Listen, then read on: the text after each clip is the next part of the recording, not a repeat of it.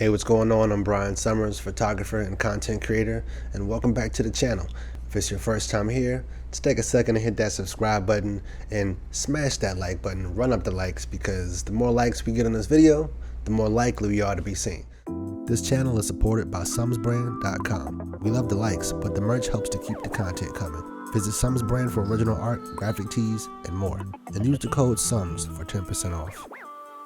For the past 2 years, I've been going down this Polaroid rabbit hole, and along the way, I've picked up a few tips and tricks on how to make better Polaroid photos. So, without further ado, I would like to share with you 5 ways to make better Polaroid photos. The first tip is framing. Any type of photograph you take, you want to make sure that the horizon is level, it's not looking like it's slanted or unintentionally off. You want to make sure your subject is in the middle or wherever you want your subject to be, left, right, however you want them to be framed up. You get your camera to the best of your ability and frame it up, and then since your viewfinder and your lens are not true to each other, you want to make sure that you just give a little slight adjustment to the top left, slightly. You can't even notice I'm doing it right here, but slightly up and to the left, and your shot will most likely come out just right. I do this all the time, and about 95% of the time it works. The next tip is knowing the light. Polaroid film loves light.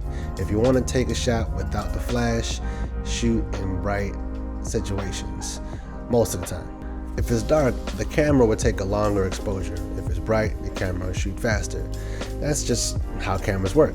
If you want to take a sharp photo, make sure that you're in a bright setting. If you know that you're shooting in the dark and your camera is going to take a longer exposure, you should prepare yourself to brace yourself or brace the camera so that it doesn't shake and you won't get a blurry shot. Using a tripod in these situations will give you better results. Temperature management. Generally, when you're not shooting with the film, you should keep it in the fridge. This will also help you preserve the lifespan of that particular film.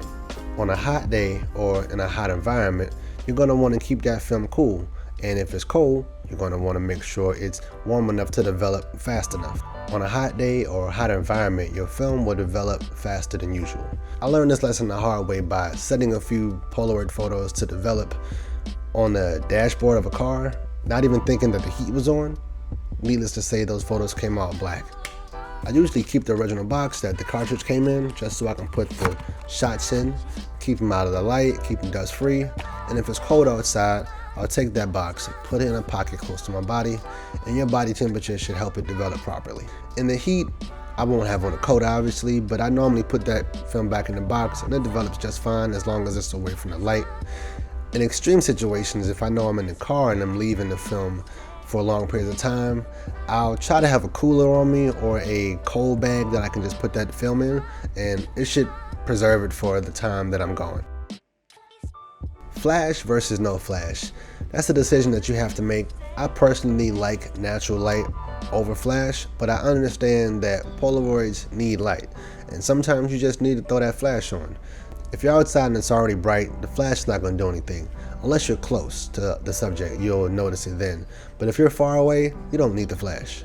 If you're in a dark setting, definitely turn it on, or if you want to get that paparazzi look, just know that the flash is not that powerful. You need to be close enough to your subject that your subject gets framed up and illuminated properly, and then you'll see it. So again, flash is not my preference, but if you know that you're not going to use it, also know that you should probably keep a tripod or some device to help steady your camera.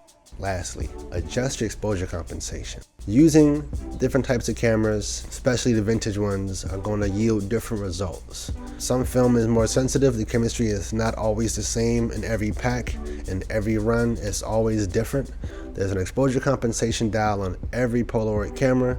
Sometimes it's a dial, sometimes it's a slide, sometimes it's a matter of tapping and holding the flash button until you get the option appearing.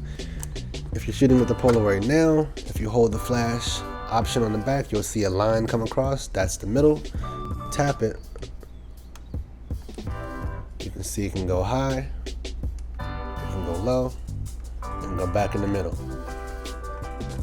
That's how you adjust it on the Polaroid now. On some models like this 600, you can see the option to adjust the compensation is in the middle. Black and white arrows point you in the right direction. On some vintage cameras like the SX70, you'll have options with the dial to adjust into the dark or to the light.